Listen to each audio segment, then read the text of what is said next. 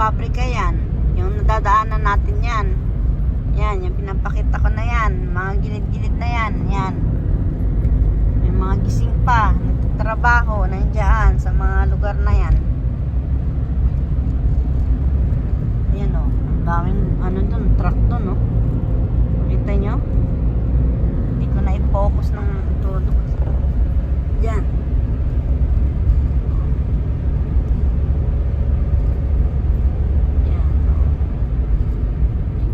Station dun sa kanto. Dito naman sa gilid, 7-Eleven. Convenience store yan, sa gilid dun. Convenience store. Di ba? Mga nagdi-deliver. Ayun naman sa kanto na yon. Yung kanto na yon, ano yan?